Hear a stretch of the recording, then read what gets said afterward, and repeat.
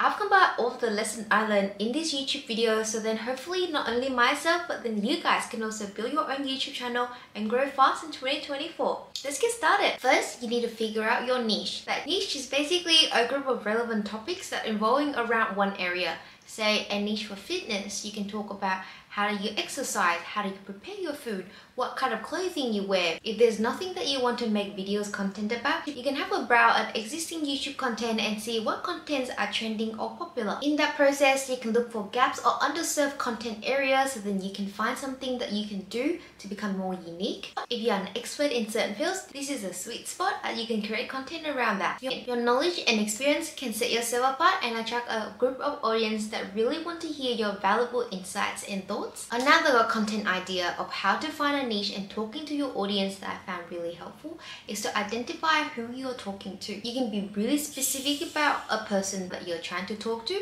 Maybe she's also a uni girl that just started out creating content. Maybe she's also a new mom that's just embarking on her new parenthood journey. Knowing your audience will help you find relevant points to talk about and come across as authentic and genuine as you also understand what's going through their life. Now, don't have to worry that you're stuck with the niche forever. You can slowly build out your channel starting with one niche and then slowly expand and talk about everything else. Next up, I would really highly recommend having a good channel banner and a display profile. Just like your Facebook, Instagram or TikTok, having the first impressions is really important.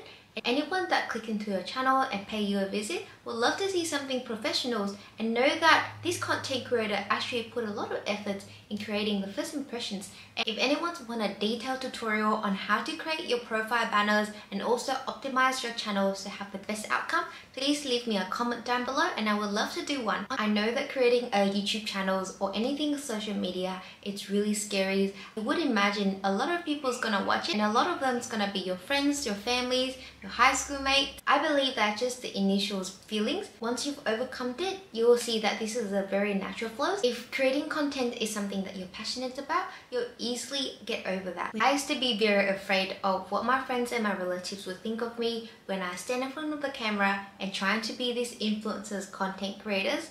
But the reality is they actually would just see you once or they'll make one comment. That's about it. What matters is what you think of yourself, how you've improved along the years, and whether this is actually something you're passionate and want to pursue in the long term. I know that it's always easier said than done, but I cannot encourage you enough to just whip out your equipment and record videos. It will be very strange and awkward at first as you're literally just sitting in front of your camera and talking to a lens. But eventually you'll get used to it and you'll eventually form a connections with people online.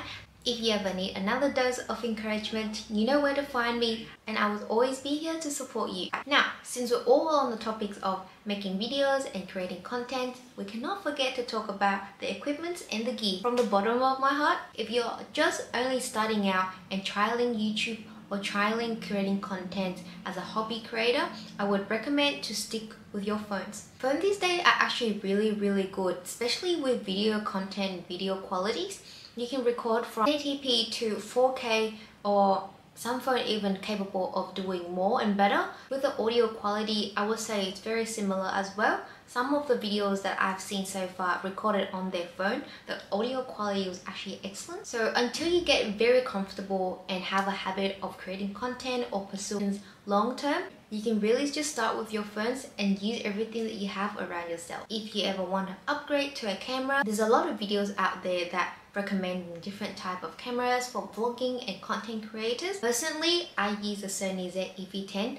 I will leave a link down at the description box so then we all can check it out. I know some of the really good content creators, beginners friendly vlogging content cameras like the Sony ZEV, there's ZEV1, there's ZEV10.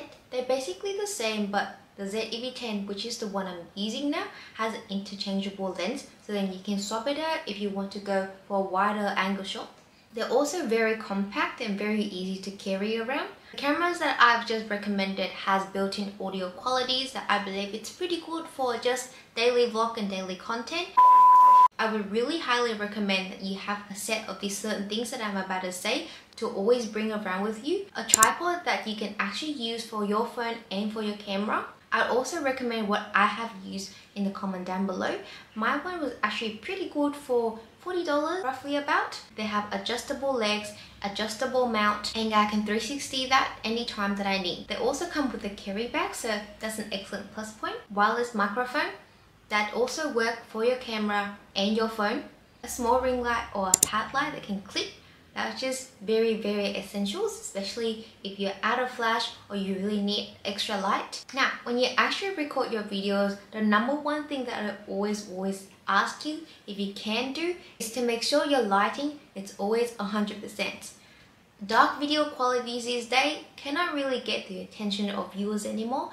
I don't know if you guys can tell, but I actually record just in front of my window, and honestly that is just a very cost-saving way for me until I actually have a proper setup of light boxes and lights everywhere, because natural light is actually the best and no amount of light boxes can beat that. That's also the reason that whenever I record a YouTube videos, I have to record it from 6 AM to 6 PM or like maybe 8 PM at night in Australia, because I want the natural light. I would also really recommend and remind you, pacing of your video is extremely crucial. But the video content viewing habit has changed rapidly over the past years. With the rise of TikTok and short form content, human attention span just become really short. So you have to pace your videos really well, and do not let any of the dead moment or dead silent too much happening in your videos. Also with the visuals, one rules I've really learned is the 2-second rules. Making sure that every 2 seconds there's something happening on your screen, whether it's music, soundtrack, visual, stickers, yourself dancing around, B-roll footage. I can just name 1,000 ways to actually make your videos changes in the frames, but that is really important, because you want to make sure that your audience actually view through and finish your videos. The longer your audience watching your videos, the better that YouTube will push it out to more people, and making sure that a lot of people has a chance to be exposed and have this chance to click through and watch your videos. Now, this is something very personal, because I've actually started recording videos for about 2 years ago, speaking with the camera, speaking with the phone, and it just feels super weird at first, but I guaranteed you, they just come with practice. Just like public speaking, I absolutely encourage you to be kind to yourself, because this is actually a very niche skill and it takes a lot of time to practice. Even until this day, I still have stutterings along the way, and I also don't remember anything that I need to talk about. And also, I found that when I first start doing videos, I tend to look at my screen, which sometimes can be on the other side of the frames, because naturally your eye is just drawn into what is moving, and the screen is what's moving because it has you in it and has a lot of visuals. But eventually we'll be able to pick up that you need to talk to the lens, you need to talk to the camera. As cliche as it sounds, it's actually true. And now I just imagine that if that's one of my friends that's watching, I will look into their eyes and talk to them instead of just looking on the ground, looking up in the ceilings. Don't worry, it's gonna be weird at first, but I guarantee that you can do it. Speaking of how you present yourself in front of the camera, when I first started making videos, I always believed that I have to be one of those loud, energetic YouTuber, always be screaming at the camera and making sure that my energy is always high. But in reality, I actually enjoy the type of content that I would like to watch. Content that is full of information, very engaging, very authentic, and it will just be a little chat between you and me. It doesn't have to be loud screaming with a lot of beatbox and noises everywhere. I'm not suggesting that anybody should follow that or should not follow it, but I want to encourage you to find your own style of videos. You can mimic some personnel that you've seen online recently, and maybe you think that's the best for you. And since we've talked about how to present yourself in front of the camera, I would really highly recommend you slowly find your video style. At the beginning of my video content creations, I was actually following and mimicking the very energetic, very loud YouTube and content creators. You feel like they will always be shouting at the video to capture your attention. Eventually, I found out that my favorite video content style is something that we can talk to each other. It's like a one-on-one, and it's more like a daily conversations more than anything else. You definitely can have a go and try a different content style at the beginning. Really recommend that once you've found the style, stick to it and making sure that that's the image that you have. That will help you maintain a very authentic and genuine image with your audience. Now, Once you've got all of your content videos recorded, the next step is to go to post-production. I used to think that, oh my god, how can I even edit my videos? That's only for the pros. But it's actually a lot easier than I thought, especially these days with the help of innovating apps that's super beginner friendly and free. I think that video post edits is no longer scary anymore. I myself personally use a lot of CapCut because I create a lot of TikTok and Instagram content that was just super easy to use, and the buttons are very clear, so then you can get familiar with the functions. And if you want an absolute beginner friendly, I would say that Canva is also a very good beginner friendly video editing software that you can use until you'll be more familiar with the process and move yourself up to the next level. I know that if you are with Apple, there's iMovie, there is also Final Cut Pro, there's also DaVinci. There's a lot of big YouTubers use. So if you're ready to pick up one of those tools, I believe that you are a pro at video editing already. Once you've edited your videos, one of the make or break elements in YouTube career is the thumbnail. I cannot believe that after everything that we've been through, video footage that we've created, everything essentially comes down to the thumbnail. But the thumbnail is actually one of the first impressions that anyone ever had on you as a video content creator.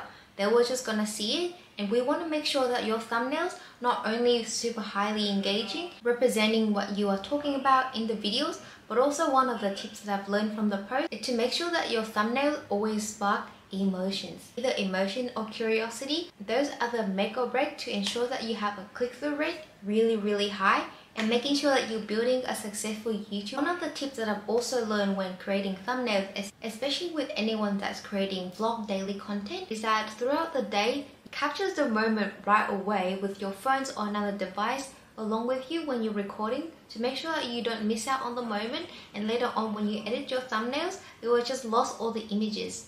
Thumbnail topic alone, it's a rabbit hole, and I would love to create other videos to talk about what I've learned specifically to make a very high click-through rate thumbnail to add to our YouTube success.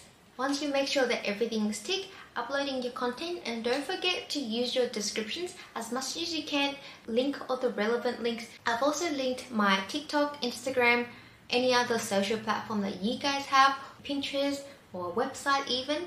Please make sure that always leave it in the descriptions.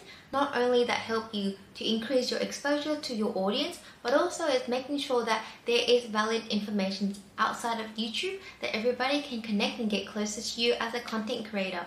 Once you've posted your content, congratulations. I think that we are all successful content creator the moment the content video is live.